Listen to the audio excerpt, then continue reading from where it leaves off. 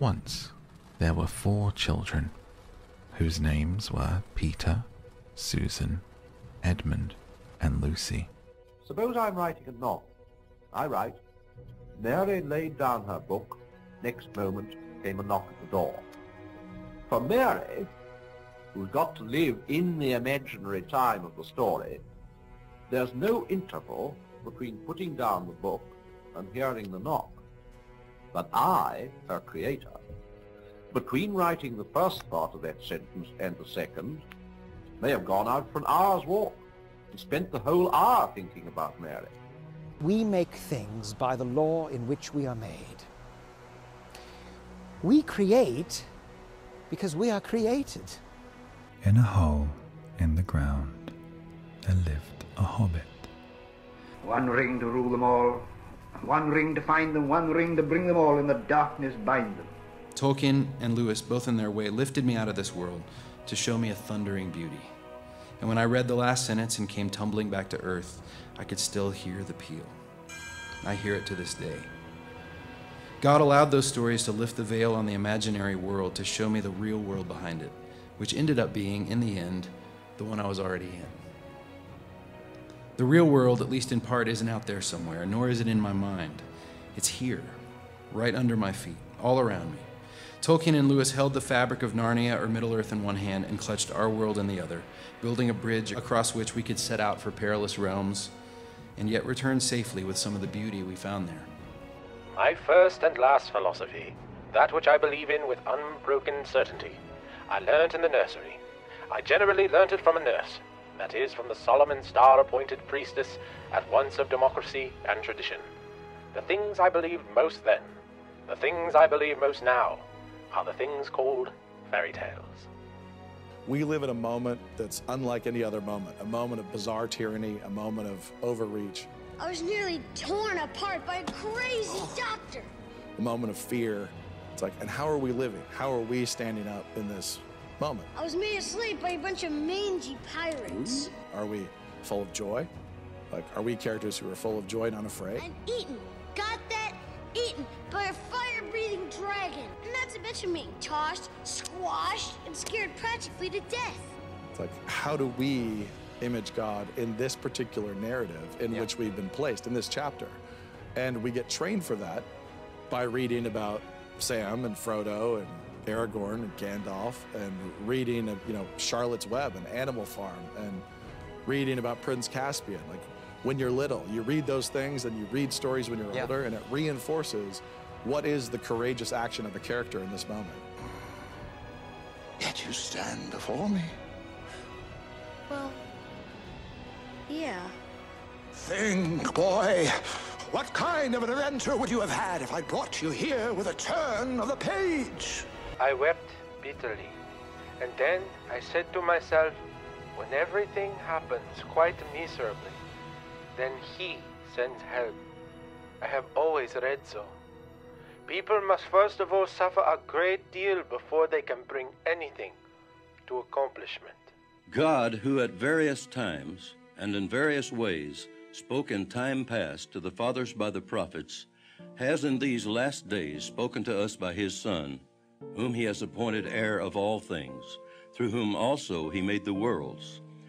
For I consider that the sufferings of this present time are not worthy to be compared with the glory which shall be revealed in us. For the earnest expectation of the creation eagerly waits for the revealing of the sons of God. For the creation was subjected to futility, not willingly, but because of Him who subjected it in hope, because the creation itself also will be delivered from the bondage of corruption into the glorious liberty of the children of God. For we know that the whole creation groans and labors with birth pangs together until now. Not only that, but we also who have the first fruits of the Spirit, even we ourselves, groan within ourselves, eagerly waiting for the adoption, the redemption of our body.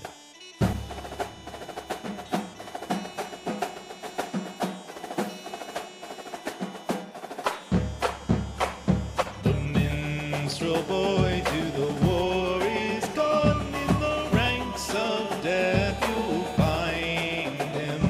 His father's sword he hath girded on, and his wild harp slung behind him. God of song, said the warrior bard, though all the world betray thee, one sword at least thy right shall guard, one faithful harp shall praise thee.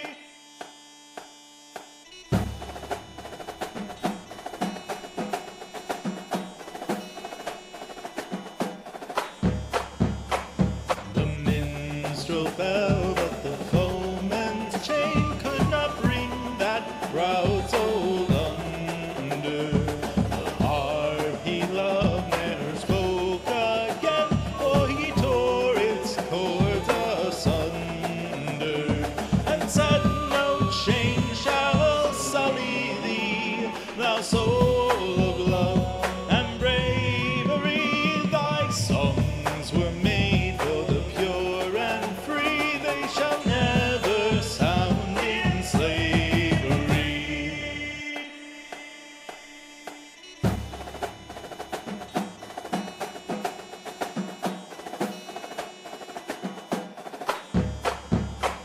The chains upon the people came, and they gave away their freedom. No prophets left, they then grew lame, they accepted their false kingdom. But one young man saw the minstrel boy, and he took up the shredded strings, and with great love remade with joy the sacred tool for truth to sing. Three of us afloat in the meadow by the swing, 3 of us aboard in the basket on the lee. Winds are in the air, they are blowing in the spring, and waves are on the meadow, like the waves there are at sea. Where shall we adventure, today that we're afloat, weary of the weather and steering by a star? Shall it be to Africa, a steering of the boat, to Providence or Babylon, or off to Malabar? Hi, but here's a squadron a-rowing on the sea, cattle on the meadow, a-charging with a roar.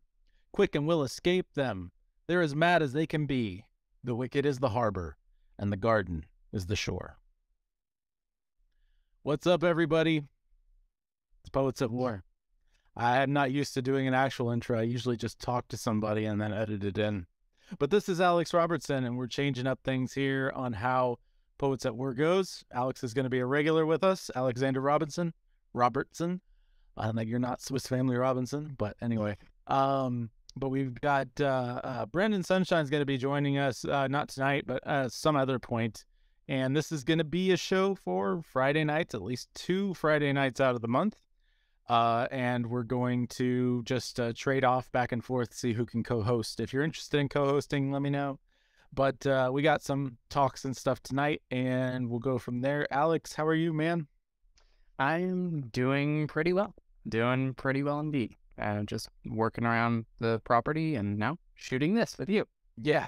Well, you've been a part of the Brood for a while, and we've been doing these broadcasts and stuff, so people may know you from that. You've been a regular on that, and that's been awesome. You've been a big help to me, just having some time to talk about random things, during smoke breaks and whatever else, and that's been really enjoyable. You're also a fan of Jason Farley and Chuck Knox on Knox Unplugged. Yep. And you come from that same sort of Tolkien Lewisy vibe of thinking, at least in the philosophy arena and stuff. I've tried to get you on Poets at War interviews before, but you say you're not an artist? What? I'm not an artist. I don't do any form of art, and that actually works. I can do little pieces of a lot of different things, but I don't actually publish anything, and I don't have follow through to actually finish projects. So, well, that's all good. This is perfect to post. Be a co-host with me, I guess, right? Yeah. Why not? So, I was gonna throw some stuff to you as far as what we're gonna be doing tonight, mainly focusing on we're gonna be doing a free talk segment here, then we're going to be going to the Stonecutter. I'm actually going to have you watch that, in between, and it's ready, and it's going to debut the same time roughly as this episode launches, so people can go and see that either here in the episode or later on. And then we're going to be talking the future projects and Poets at War. It's been a while since we've had a Poets at War. The format's changing a little bit, and that's what I want to talk about now. So this is going to be sort of the new format. We're going to have a recorded show for people who don't know. 2 weeks out of the month, the middle 2, give or take. And those ones are going to be with you or Brendan or whoever kind of co-hosting with me. We'll have a little bit more of a topic, but today I just kind of wanted to talk about like new beginnings and that sort of a thing, because there's just so much that has happened with Poets at War. There's some great episodes and things, but I'm having a hard time getting artists that are interested in being on. We still want to have some interviews, and they're going to be slapped into this new variety format when we do get them. But yeah, I mean, you were instrumental kind of bouncing this off of you, and especially Brendan. I'd love for him to be here, but I think his baby is happening right now. That's what I understand as well. So yeah. So prayers for Brendan, and maybe he can join us tomorrow night in the live chat. But yeah, so let's see. Let's see. What are your thoughts? Obviously, you haven't seen this new format fully yet, but when I started talking about this format, what were your thoughts like initially? I was really excited about it because obviously you haven't put any Poets of War out, and so any return would be just fantastic. But especially switching to the variety type show where you're talking about different things, and you throw out like the idea of live shows and stuff like that. All of that sounded amazing, because the thing that I've enjoyed the most about Poets at War is hearing the interesting takes on life that you end up getting from both the artists, but also that you end up giving. And so I think that this will be a good format to help that kind of concept flourish. For sure. And get more of that information out there. Yeah. I'm hoping to do some reactions with some of you guys too. We can pull up some videos and do that sort of a thing. And we can just, pull clips and things as far as, different segments of the show, and just see how everything goes. I'm really excited about all the possibilities with this. I'd love to go fully live at some point. But right now I just feel like I need to get back on the horse, and the best way to do that is to just record something and edit it. So that's what I'm going to do. We've been going for just I haven't been timing this one, but I have a general idea of where we're at. So, is there anything you want to say as far as the new format, or other things you want to bring up? You can bring up anything. As far as the new format goes, just that anybody who's watching, you're going to love it. I think it's going to be really, really good, and it's going to get more of that, more of the philosophy that you're used to seeing from Poets at War, from Joshua, out into the world, and that can never be a bad thing. Yep. And we got folks like you on board now too, who got even more fun philosophy and whatever else, because y'all slap down me like I'm crazy sometimes, and I love it, quite frankly. It's fun. Yes. But yeah, okay. Well, in that case, we'll go ahead and go to commercial, and when we come back, you're going to see the Stonecutter, the short film, the debut, the whatever you want to call it, and that will be baked into the show, and then afterward, Alex and I are going to talk about it and go from there. So we'll see you in just a moment. Stay tuned for the show. Poets at War is sponsored by the following. Hello, I'm Sarah Levesque, Editor-in-Chief of Logo Sophia magazine. I would like to invite you to explore our Pilgrim's Journal of Life, Love, and Literature, both in visual format and in podcast format. Our goal is to help bridge the gaps between different Christian denominations and traditions. Please visit our website at logosophiamag.com to read or listen to stories, articles, poetry, and more, all for free. We look forward to journeying with you. And now, the premiere of our feature presentation. The Stonecutter, a folktale rewritten by Joshua David Ling. Once there was a man who cut things out of stone. He lived out in the countryside. Yes, he lived all alone. He wasn't a very smart man, but he didn't have to be. His stonework made him a living, and he was very happy. Till one day he went out to a new mountain to cut stone, and as he ventured on his way, he found he wasn't alone. The locals talked of a spirit who granted people their desires, but he brushed this off as poppycock, as just the work of liars. He cut his stone expertly as always, polishing off the rough edges. He took them back down the mountain pass to the man who'd pay his wages. But as he walked, he started to think what his desires might be if visited by the spirit who would grant wishes happily. He couldn't think of very much until it came into view the house of the man he took the stones to. His name was Mr. Sue. Mr. Sue had a mansion of immense size, with tapestries, gardens, and koi ponds, and all of this made our stonecutter think, "This is how I would respond. I wish I had a mansion like this." Then the air felt enchanted. A voice whispered gleefully into his ear, "Stonecutter, your wish is granted." He then went home, and what did he see? A mansion completely full of rooms, overflowing with tapestries. It was enough to make him swoon. He marveled at it all for about 15 minutes. Then he got bored and looked out his window, and he saw coming into the city limits a prince of great rapport and might being carried in on a throne.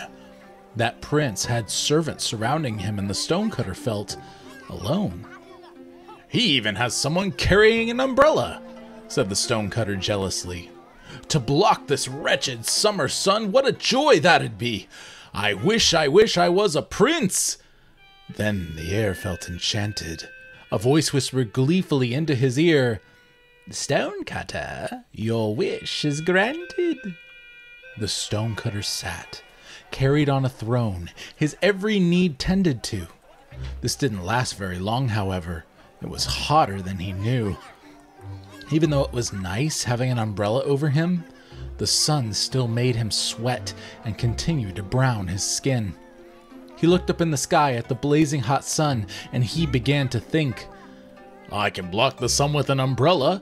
I can even have a drink, but the sun is still more powerful than me, and one day it will make me retire. Yet the sun will still glow brightly, shining every hour. I wish I was the sun." Then the air felt enchanted. A voice whispered gleefully to him, "Stonecutter, your wish is granted." An instant later, he was the sun, burning his power into the ground, scorching crops in his might, and burning up rivers and towns. "At last! No one is mightier than me! I am finally the best thing!" Then a cloud blocked his rays, and his anger began to sting. "This simple cloud blocks out my brightness. I thought nothing stood in my path. No stupid cloud will stop my power. There is no end to my wrath. I wish I was a cloud." Then the air felt enchanted.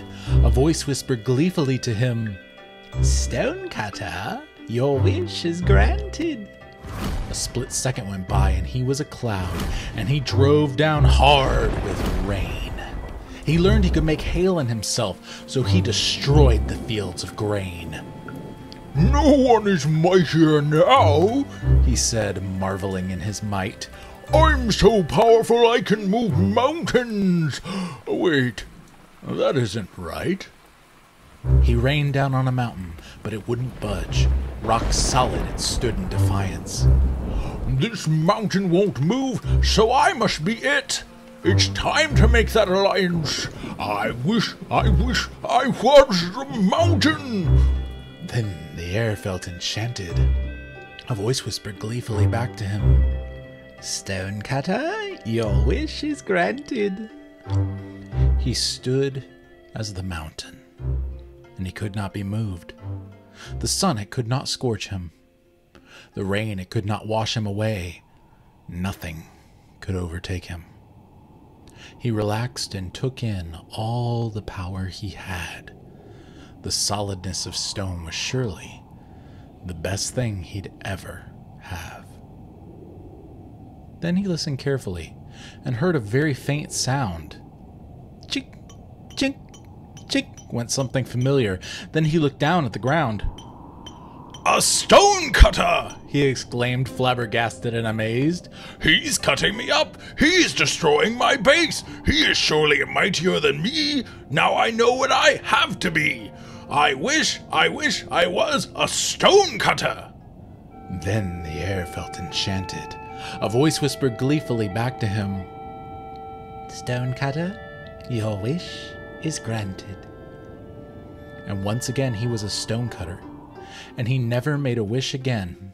His power was just perfect now, at least it was perfect for him. And so the moral of this story, which we do not want to hide, is that the grass isn't always greener on the other side. And if you're a stonecutter, a businessman, a mom, a cloud in the sky, a preacher, or a singer of a song, you are exactly what God made you to be. Try to be it happily. And now back to the trenches. This is Poets at War. That's great. You like that? That's super cool. And it's I animated it 3 times, once in 16 by 9, one in 9 by 16, and one in 1 by 1. So essentially, I can cut this up in chunks and post it to TikTok. Yeah. So yeah, exciting. Wow. But yeah. Great. It's great. It's fantastic. I've been remember the updates that you're posting to all the art, and so I recognize a lot of it. But yeah, it looks great. Yeah, I'm really excited to be doing all my stories like this in the future. And this one specifically, though, like it's always a good one to start with whenever I'm starting back over on something, because it's just very grounding. The whole thing is just such a grounding story. With the whole trans confusion and everything, this is one of my favorites to bust out as a storyteller. I really hope that in the future I'll be able to actually tell this to a audience that has some trans people in it, because it is just such a beautiful explanation of the way God created the hierarchies of the world. He created them in such a way where every single little part matters, even a stupid little old stonecutter like this guy, right? Every loser has a point and a purpose, no matter how much of a loser they might be, right? That's good. Yeah, that's all I can say. But it's like, I love that. I love that of old Chinese wisdom shining through. And China's one of the oldest, when you look back in ancient China, pre-Confucianism, all the other stuff, they are so Christian, it's ridiculous, Okay. So Christian is in just like so in tune with the nature of reality, or were they like actually evangelized from like? There were some that were evangelized post Christ and everything, but even before that, there's a book called, let me see if I can find it real quick. Truths Hidden in the Chinese Language book. Let me see if I can find this. It's called The Discovery of Genesis by author C.H. Chang and Ethel R. Nelson. It was published in 1979. It's the subtitle is How the Truths of Genesis Were Found Hidden in the Chinese Language. They actually talk about how the actual characters in Chinese that you write with. Yes. You know about this, yeah. I've heard about it. Refresh me. I've little bit about it. One of the biggest ones is their word for a ship, a sailing type ship or whatever, has 8 people on, like 8 little dots drawn on it. Mm-hmm. So it's representing 8 people. Why is it 8 people, Alex? Yeah. I wonder if there might be, a story about 8 people surviving. Maybe a giant worldwide flood. Yeah. It couldn't have been worldwide. That's it. The geology doesn't work. Yeah. You crazy people worship Ken Ham. Blah, blah, blah. But yeah, totally. So that's a really good book for anyone who wants to see it. I'll see if I can remind myself to throw up an image of it, somewhere. But yeah, it's a really good book, definitely worth a read. But also just I was really happy and excited to do this stonecutter thing, and it took a while, but I was doing it slow and steady, and I learned a lot in the process. I've done this sort of animation before, but never on this scale, and the AI art really helps, and being able to slowly make it more and more consistent and learn how to make it more and more consistent, over time has been really fun and engaging. And so I'm really excited about what's to come. So, did you have any more thoughts regarding it? Like, I saw you, I was watching you react to it before the video for people who didn't see. You laughed at the two big parts I thought you should laugh. Brendan really cracked up at the one, which is the first one, for about 15. Yeah. For about. Just the way you've cut the music out behind it. It's perfect. It's fantastic. Great comedic timing. That was really fun. It's very abrupt when you listen to the score alone, but it's fun. And then the other one was a stone cutter, he said, flabbergasted and amazed. So yeah, it's just the entire irony of him, finally realizing everything is like, that's I liken the flavor and the feeling of irony in a story to that of like a really strong, sharp cheese. Yeah, that kind of like, but it's so good. Yeah, and that just hits right. It does. It works so well. Yeah. So, but I didn't have you come on to just talk about how good it is. Do you have any constructive criticism for the future? Because that's the whole point. We always get better as artists. As far as constructive criticism goes, not really. I mean, harder, better, faster, stronger. Yeah. He's doing more of it. That's the constructive criticism. But no, I mean, the only real thing that I saw that could be better is the limitations of the AI art. Right. And that's not something that you can do unless you're secretly, the CEO of OpenAI. But it's getting better and better, Yeah. That's the thing. And I'm getting better and better at communicating. I think you could see an improvement in the art as it went. Yes, absolutely. And so that's something that, I didn't slow myself down by going back and fixing this or that or the other. I'm going one by one by one by one, and I'm animating as I go. I generate the art, I put it into the software, I animate it 3 times in the three different aspect ratios that I'm making these in, and that is proving to be exceptionally good for timing. I can recenter myself in the timing of the piece and just be right there for every single shot. So I'm really excited to see this with some of my original characters. We're going to be getting to that after the Rhyming Little Mermaid. I'm going through the same sequence as, I'm posting on my blog, on my website. So, but yeah. So any other, I'm really excited to see what you do with your sci-fi. Yeah, your sci-fi one with this animation style, because that's the one. You call them sequences, right? What's that? The like the entire playlist of the story. Oh, that's the series. Yeah. That's the only one that I've listened all the way through of, and I love it. I think it's great, and I can't wait to see what you do with it. Gotcha. Where did you listen to those all the way through? Did I send them to you or something? Oh, okay. YouTube. Oh, just what you have on the playlist. Oh, just what I have on the playlist. Okay. Yeah. I don't know how far I got. So yeah, there's probably more, but yeah. Like 15 parts or something. Okay. All right. So you went and found it. That's awesome. That's awesome. Okay. Well, I found you through YouTube. That's true. That's true. Fun. Yeah.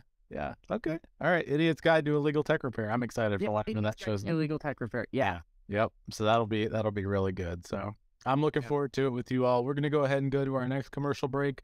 The show might run a little short this time, but I mean, we're getting used to it. This is the way this works. I get better every time. This is kind of my MO. And I'm sure Alex will too, because he's a top-notch dude as well. So thank you. Any which way, let's see, the commercial break. Boom. We'll be right back on Poets at War. I'm Ian Wilson, and I create graphic art using primarily traditional methods, supplementing with digital where it's needed. I use a real pen, a real paper, a real graphite to make my art. I like to feel my art. I've always been this way. I love the feeling of a pen or pencil in my hand, the sound of graphite scratching paper, and I love the sight of a nice black line making its way across the page. So why choose traditional art over digital? Traditional art has an organic, natural quality that seems to be missing from most digital illustrations. The illustrated books and comics that were made in the days before digital have an excellence and staying power that is just as vibrant now as it was decades ago. These are the stories that stay with you. Dr. Seuss, Winnie the Pooh, Where the Wild Things Are. People still read these. I'm currently working on my own graphic novel series, Legend of the Swordbearer, and I've also had the privilege to draw graphics for 2 motion comic series, along with illustrations for a small magazine, Logosophia magazine, and various book covers. Don't let traditional art fade into the dust. Help me keep it alive. You won't regret it. Visit my website at ianthomaswilson.com for more info. Get down! We're returning to the trenches on Poets at War. We'll talk about future stuff. This is particularly related to Poets at War and the animations and other stuff. So we're going to get into that. And then we'll do plugs and outro. Outro is going to be the normal, short, intro. Said the warrior bard. I have a 16:9 version of that, I'm pretty sure. I just have to find it. Anyway. So I'm playing on this out in my head as I go. Yeah. He's hidden a hard drive somewhere. Oh, yeah. Somewhere, yeah. So the future stuff, this is the kind of big announcement-ish sort of thing as far as future of Poets at War. We're going to talk big picture. The beginning of next month, we're going to have so next episode is going to be a broadcast. We have our broadcast coming up on Friday the 28th of April. We always do the broadcast the last Friday. That's the plan. And that's going to continue going forward. The first or thereabouts Friday of each month is going to be General's Report. Something simple to where I can put it out quickly and not have a problem. Not do something as elaborate as this. But then the other 2 weeks, we are going to be doing this. And it's going to be you and Brendan mainly, but if anyone else wants to be jumping in and co-hosting from the Brood or otherwise, they're allowed to. And we're hoping to have interviews, reactions, etc. We talked about that. Here's the next part. What you just saw with the Stonecutter is going to be spun off into its own sort of thing called Poetry for Warriors. Look at the brand synergy. Poets at War, for Warriors, right? So Poetry for Warriors is going to be just all of my poetry, and it is going to be audio first. First draft will be audio, and it will be in podcast form because YouTube has podcasting now, and it just allows me to do, yes, they have podcasting now. I missed that.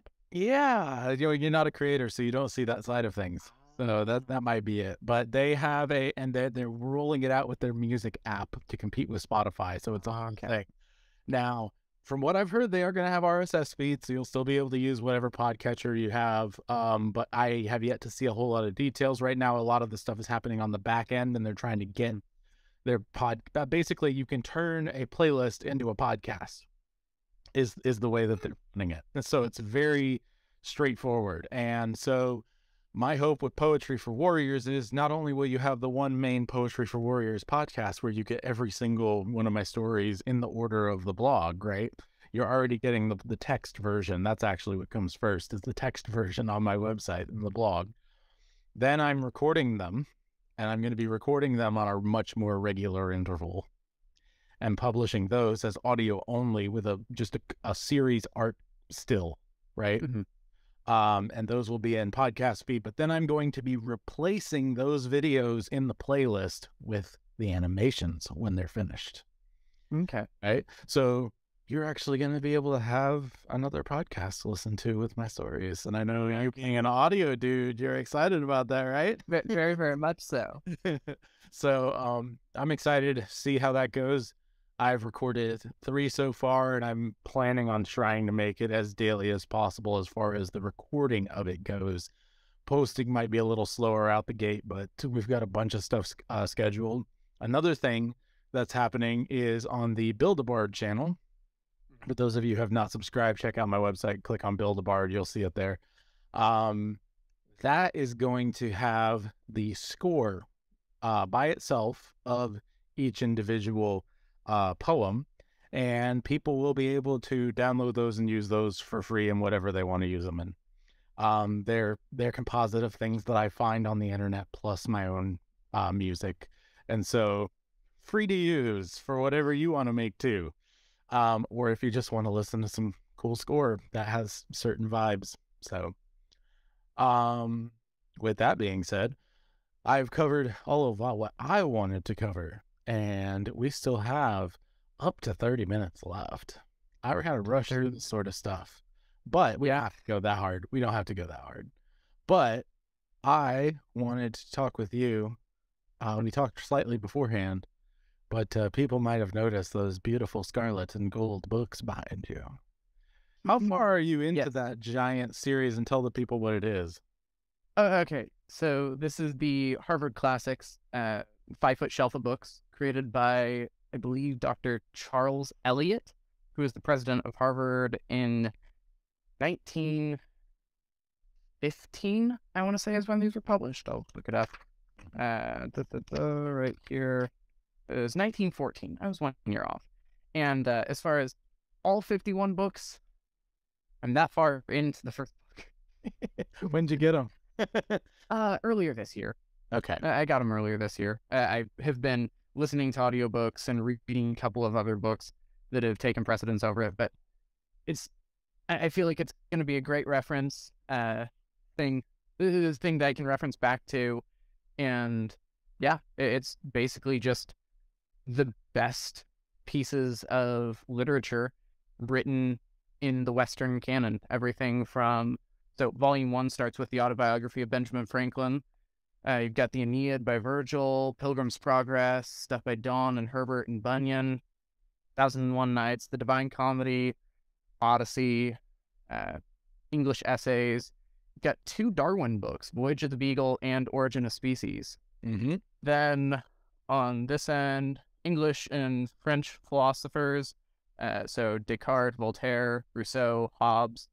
Really interested in reading, especially Rousseau, because I hear he's caused all of the problems that we have. So, basically. I like Glenn Sunshine's thing. If I went back in time and was in a room with Hitler and Rousseau, and I had a gun with 2 bullets in it, I'd shoot Rousseau twice in the head and then club him with a gun. All right. Very interested in actually reading the guy. But, yeah, it's basically a compendium of the Western canon, and I am woefully lacking on reading classics, and so that's what I chose. Got it for decent deals. It's a lot of fun stuff where you can be like, and I of course haven't read all of it, but it's really fun when you're looking through that Western canon of literature and you're like, oh, so that's what Looney Tunes was referencing, or whatever, right? Like, yeah. and you start to have more of a place for who you are and what's going on. Yeah. And yeah, that's just really cool, man. What other fun stuff do you have behind you? I see Dr. James Dobson. I see Oklahoma. I see a bunch of stuff. So I've got this right here. It's actually super cool. This is Tress of the Emerald Sea, which I got from Brandon Sanderson's Kickstarter. And in case anybody wants a place to start with Sanderson, this is one of his best. Okay. It's really, really good. I love it. I may have to check that out because I've been looking for an in with him for a while. So yeah. Yeah, it's entirely standalone. There's a bunch of references to stuff in the Cosmere, especially later on in the book, but it is very fairy tale-ish. So this is just very similar to Princess Bride. Yeah, this is his Stardust, like Neil Gaiman kind of thing, right? Yeah. Okay. Yeah. I've got this is my nonfiction shelf. Actually, my fiction shelf is sitting on the floor in the other room. But I've got Witness by Whitaker Chambers, which I read last year. Got Dobson, as you pointed out. Got a bunch of Eldridge because my dad loves him. He's become less enamored with him as I've gotten more into theology and challenged some of the stuff, but, still writes some pretty good stuff. Yeah. This one right here, Durable Trades, is one by Rory Groves, talking about vocations that have stood the test of time throughout the last 150 years. Unbroken, which I haven't read yet.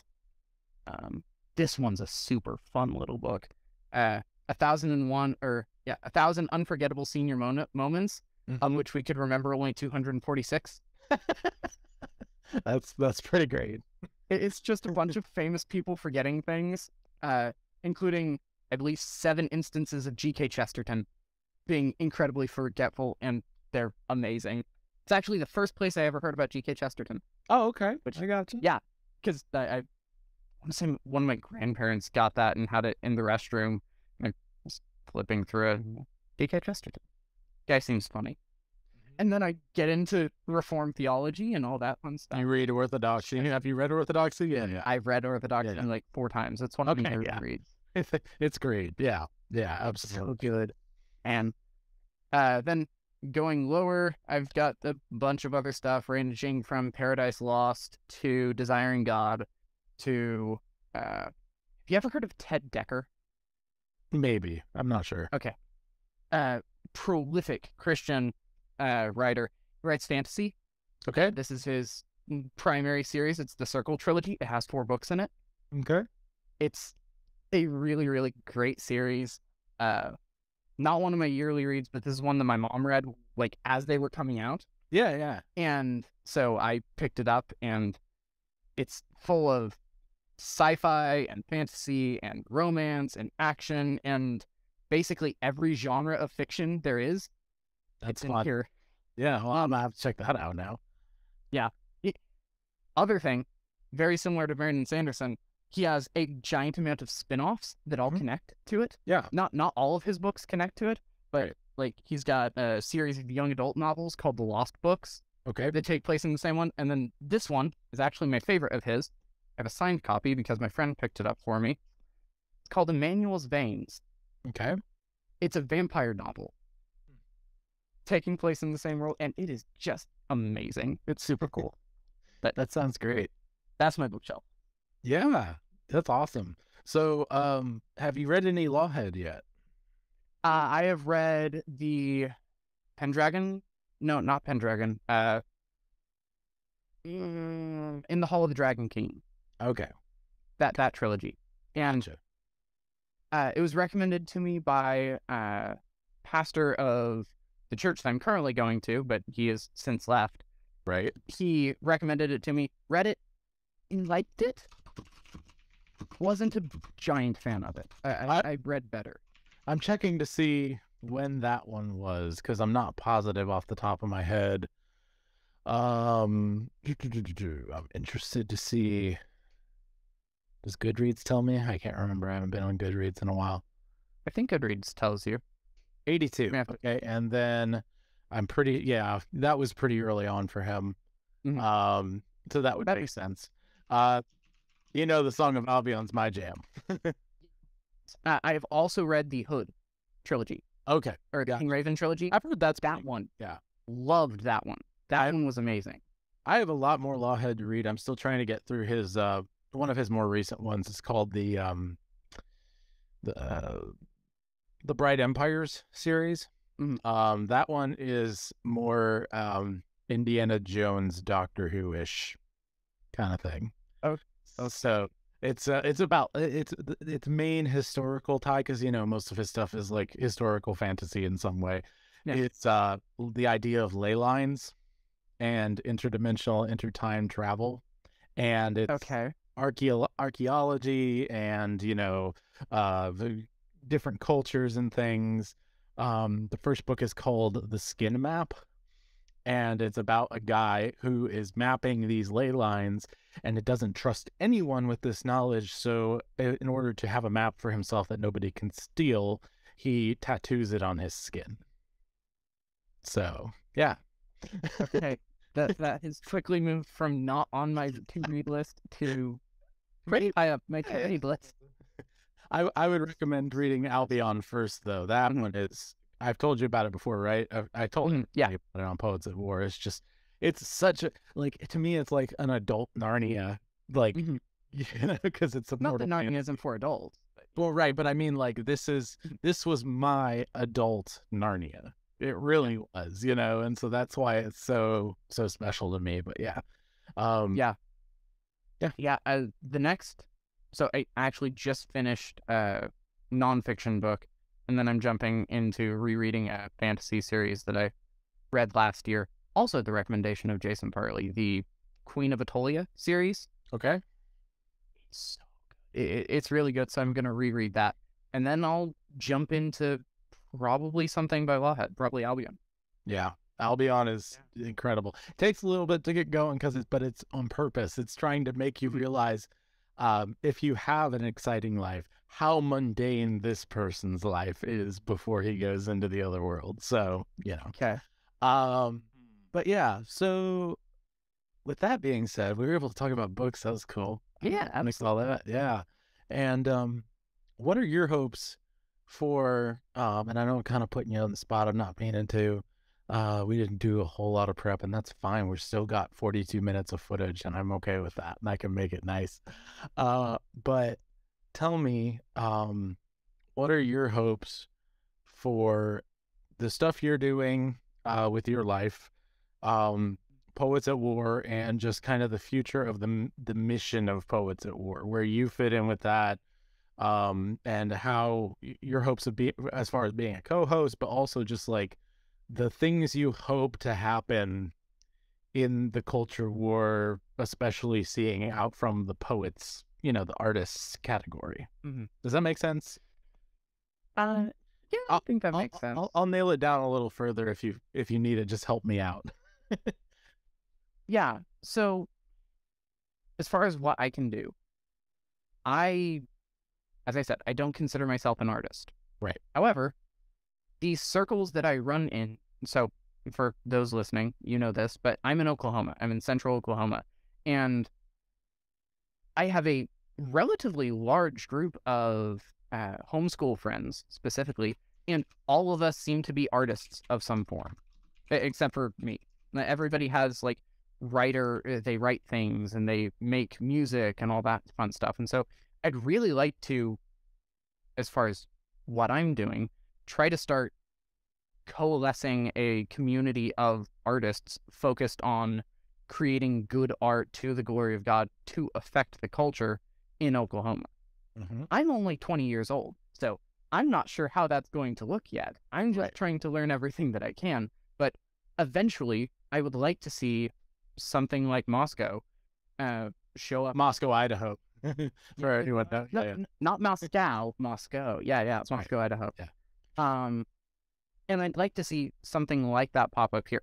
I have no intentions of being a pastor, and so that means that my role in starting it is probably going to be more limited unless I can give the inspiration to somebody to do that, because it has to be centered around a church.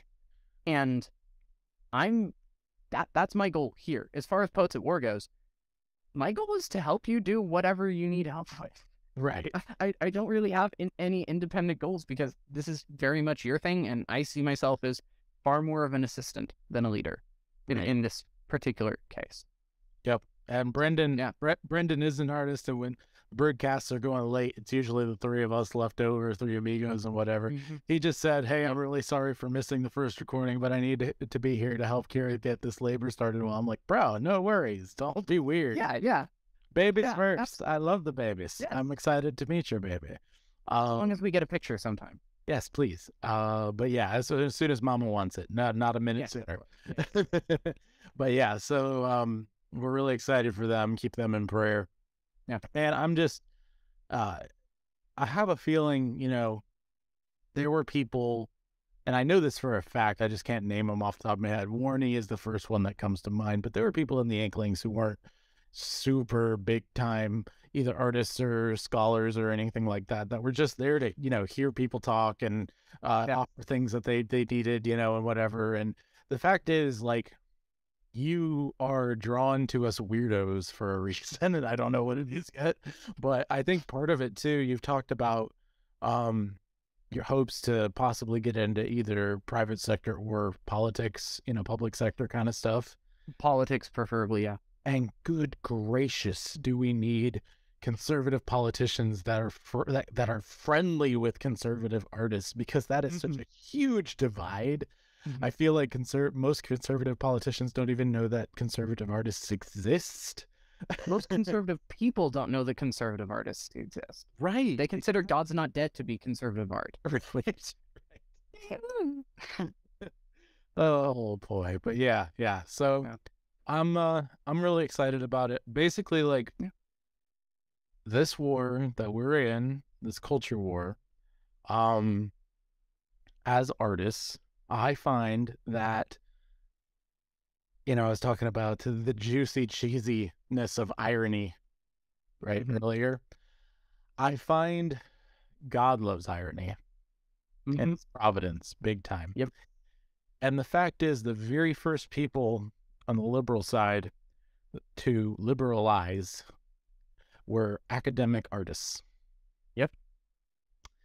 And right now, I'd say the people who are most discounted by the left for their actual power and ability when they're turned loose with money are conservative artists, particularly non-academic conservative artists. Yeah. And I just find the symmetry and the irony to be beautiful for and that's one of the reasons I called it Poets at War. So I'm really hopeful that you can get into that stuff, several years and when you're ready. And I'm praying a lot that you get the kind of knowledge you're looking for. You're seeking it out in a godly way. I'm like just as much a fan of you as you are of me, etc. And the fact is, like, you got every single one of you in the Brood. I want to be your biggest cheerleader. And everyone who wants to join the Brood, you can go to the website, click the snake up there on the top, in the menu, and just join up wherever and say hi. And we're ready to adopt you into the weirdness. God's doing some crazy stuff with the Brood in so many different ways, and he's doing stuff locally in the individual places where these individuals, exist. And I just hope that, one of these days will be a literal footnote in some big book about the movement of Christian artists that helped turn the heart of the West back to the Lord. So go ahead. Doug Wilson, in one of his recent blog posts, was saying that what America particularly, but the West in general, needs right now is a reformation that, whenever it is looked back upon in the future, will be called the Great Reformation. Because we have slid so much farther than the culture had at the time of the actual Reformation that this one will be great in comparison to it. And I couldn't believe that more. Yep. So, and you go ahead if you had. And I was gonna say, just let me be used as a footnote in the story of the Great Reformation. That'd be wonderful. Yeah. So, everybody, remember, be your family's bard. Do not turn to the right or to the left, and the Lord will be with you wherever you go. Prayers for me and the stuff that I got going on in my life, looking for some extra work. Prayers for Alex, and that he would get the knowledge he needs and move into great spaces where he can use that wisdom and knowledge for the Lord. And we'll see you next time on Poets at War. God of song said